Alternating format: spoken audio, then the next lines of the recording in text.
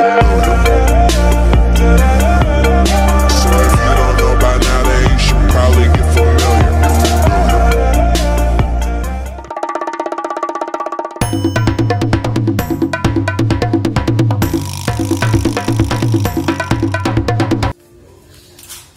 Bismillahirrahmanirrahim. Assalamualaikum warahmatullahi wabarakatuh. Sahabat Tani Nusantara, jumpa lagi dengan channel Bung Tani.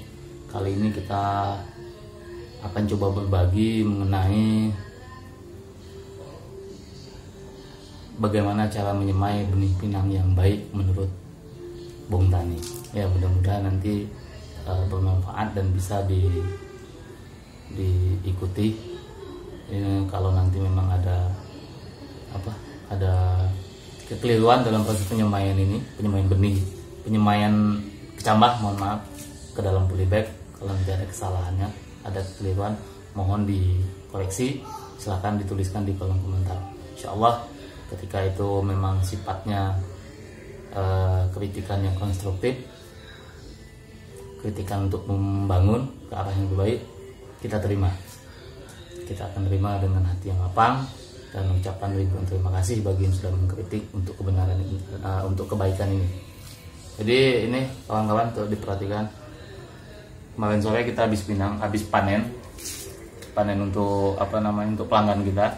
Jadi sisa dari pemanen tersebut akan kita semai ke dalam polybag kita sendiri, yang nantinya tujuannya untuk lahan kita sendiri.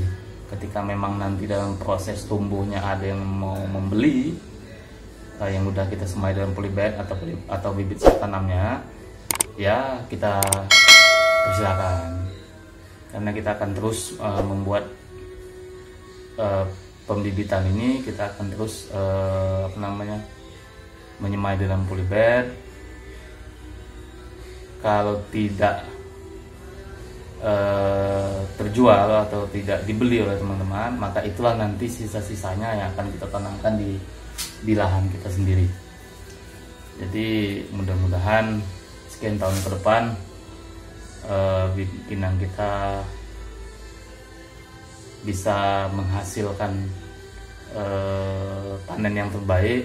Kemudian setelah mendekati umur 10-15 tahun, kita pun bisa mencoba menghasilkan bibit yang terbaik juga. Jadi kalau untuk saat ini kita bijinya murni minta kiriman atau dikirim atau kita beli sama kawan-kawan yang berada di Tanjung Jabung Barat, tepatnya Kecamatan Betara. Kawan-kawan yang memang secara naluri hati saya percaya mereka memberikan saya bibit terbaik, karena saya juga sudah pernah berkunjung dan silaturahmi kita pun tetap terjalin. Oke teman-teman, ya, ini bibit kita ada lebih kurang dari sisa pemanen kemarin, lebih kurang 700-an, 180, 390, ya 720 lah, 730 lebih kurang ini. Nah, ya. Oke, ya. Ini kita panen di usia kemarin 40 tanggal 4 Agustus. Ya, 4 Agustus. Sekarang tanggal 16 September. Berarti 4 ke 4 30 berarti ya. 43 hari. Lebih kurang 43 hari ini kemarin. Ini sisanya. Nah, karena yang kemarin misalnya sekitar lebih kurang 1.500, ya ini sisanya.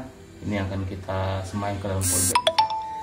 Oke, nanti saya akan tunjukkan cara yang benar menurut saya melakukan proses penyemaian benih di dalam polybag. Menurut saya, kalau ada salahnya nanti mohon kritikan konstruktifnya ya teman-teman. Oke saudara-saudaraku, kita ke lokasi polybag kita dulu. Mari. Oke saudara-saudaraku petani pinang Nusantara, nah ini salah satu lokasi pembibitan kita. Tujuannya ini semata-mata memang buat bibit untuk kebun atau untuk lahan kita sendiri. Tapi nanti dalam prosesnya kita akan lihat kalau ada yang beli kita jual, kenapa tidak gitu ya. sisa-sisa dari pembelian mereka lah yang akan kita tanam di lahan kita. Jadi ini tempat pembibitan kita kasih naungan berupa pelepah kelapa. Mungkin 50% cahaya matahari masih masuk.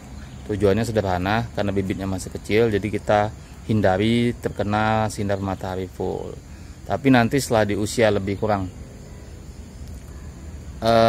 usia 2 bulan sampai 2 bulan setengah, itu akan kita buka naungannya dan kita biasakan kena sinar matahari langsung.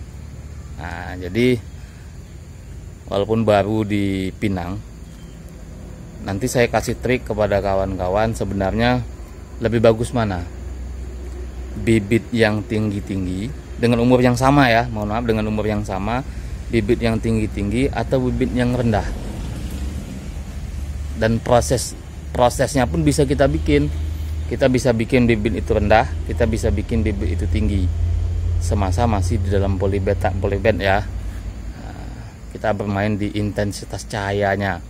Jadi suatu saat saya akan bikin video, saya akan review, ini loh bibit yang tinggi, ini bibit yang rendah dengan umur yang sama.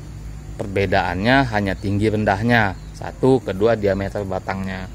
Jadi nanti saya akan berbagi pengalaman, karena kebetulan saya baru selesai nanam lebih kurang 2 hektar, 2.200 batang. Nah, saya akan berbagi pengalaman dari bibit yang saya tanam itu. Nah, nanti saya akan sampaikan sebenarnya waktu penanaman ke lahan lebih baik, lebih bagus bibit yang tinggi atau bibit yang rendah, dengan catatan umurnya sama ya, umur bibitnya sama. Nanti akan saya sampaikan. Mohon maaf, bukan nanti, suatu saat saya akan bikin videonya. Nah, jadi sekarang kita akan melakukan proses penyemaian benih yang kemarin sore kita panen, sisa dari pesanan juragan kita. Bentar ya teman-teman.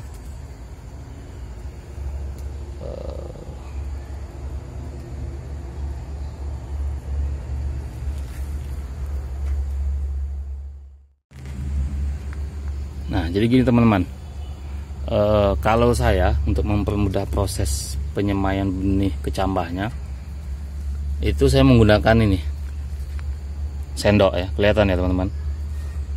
Nah, jadi nanti pertama ini kita contohkan dulu ya, tanahnya saya keluarkan dulu, saya keluarkan.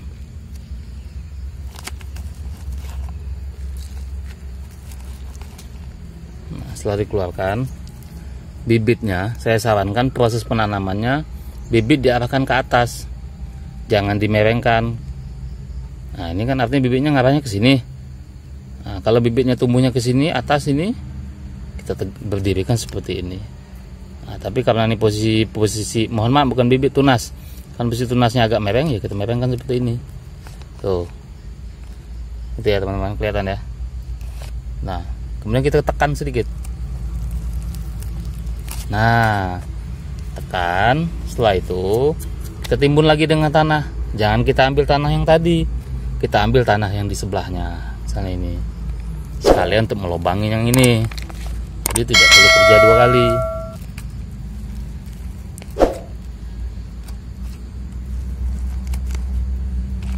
Tuh.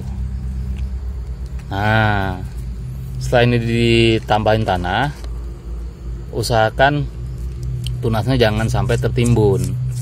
Lalu kita lanjutkan lagi nih teman-teman di sini. Nih, yang panjang ini kan, nah, nggak apa-apa, kita tambah lagi tanahnya, kita dalamin lagi.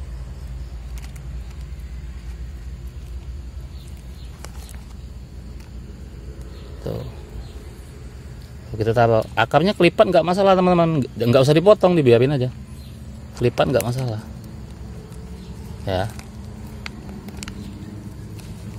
Nah, kita ambil lagi tanah yang ini, timbun sini.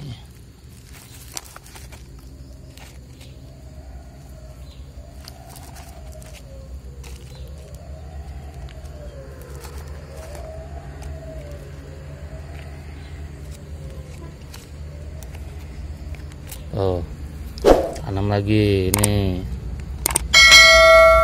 Pokoknya usahakan tunasnya itu menghadap ke atas, menghadap ke matahari. Jangan mereng-mereng. Nggak apa-apa bijinya mereng-mereng, yang penting tunasnya jangan. Kita ngikutin apa namanya,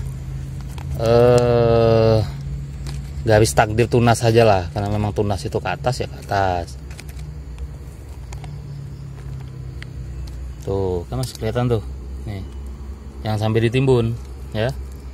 Oke teman-teman, saya lanjutin dulu, nanti setelah selesai kita videokan lagi.